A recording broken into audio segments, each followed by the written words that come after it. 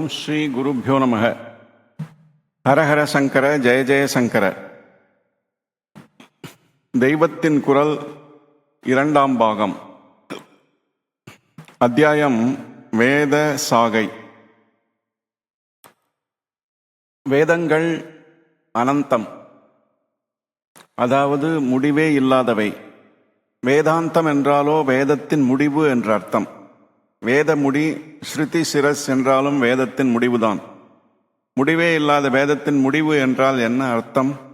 தத்துவ ரீதியிலே வேதங்களில் என்ன தாத்பரியங்களை சொல்லி இருக்கிறதோ அவை எல்லாவற்றுக்கும் முடிந்த முடிவான ஆத்ம சாட்சா்காரம் இந்த உபனிஷத் பாகத்திலே சொல்லப்பட்டிருப்பதால் அது வேதாந்தமாகிறது.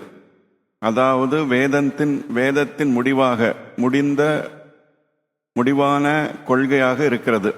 பிராமணனாக பிறந்த ஒவ்வொருவனும் கற்று ஓதி அபியசிக்க வேண்டிய சாகை என்ற வேத பிரிவுகளில் முதலில் சம்ஹிதை, பிறகு பிராமணம், அதற்கப்புறம் ஆரண்யகம் என்று வந்து ஆரண்யகத்தின் கடைசியிலே அந்த சாகையின் முடிவாக அந்தமாக உபனிஷத்துகளே வருவதாலும் அவை வேதாந்தமாகின்றன. கணக்கே இல்லாத வேதங்களை இப்படி பல சாகைகளாக பிரித்ததன் நோக்கம் என்ன? ஜீவன் பரிசுத்தி பெற்று சாட்சா்காரம் பெறுவதற்கான சகல விஷயங்களையும் அவனுக்கு சொல்ல வேண்டும். அத்தியன ரூபத்திலும் யஜ்ஞம் முதலான அனுஷ்டானங்களாலும் அவன் செய்ய வேண்டிய கர்மா, அதற்கான மந்திரங்கள், அப்புறம் யஜ்ஞத்தின் தத்துவார்த்தமான விசாரணை, கடைசியில் பரமாத்ம தத்துவம் பற்றிய விசாரணையும் அதன் நிதித்தியாசனமும், அதாவது தியானம் பண்ணி அனுபவபூர்வமாக உணர்ந்து கொள்வதும், இப்படி மூன்றையும் ஒருவனுக்கு கொடுக்க வேண்டும். ஒரு ஜீவன் கடைத்தேறுவதற்கு எவ்வளவு அவசியமோ அவ்வளவு கொடுக்க வேண்டும். கடைத்தேறுவதற்கு அனந்தமான வேதங்களையும் தெரிந்து கொள்ள வேண்டும் என்கிற அவசியமே இல்லை.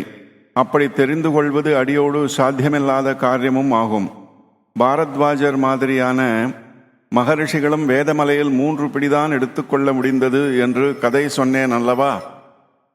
ஆகையால் எவ்வளவு தெரிந்து கொண்டாலும் ஒரு ஜீவன் சம்ஸ்காரம் பண்ணப்பட்டு, அதாவது அழுக்கு நீங்கி சுத்தமாகி பரம்பொருளோடு கலப்பதற்கு போதுமோ அதையே ஒரு சாகை என்று அனந்தமான வேதங்களிலிருந்து பிரித்து கொடுத்திருக்கிறது. ஒரு சாகை என்பது ஒரு பிராமணன் பிறப்பது முதற்கொண்டு இறக்கும் வரையில் செய்ய வேண்டிய கர்மாக்களுக்கு உபயோகமான விஷயங்களை கொண்டது.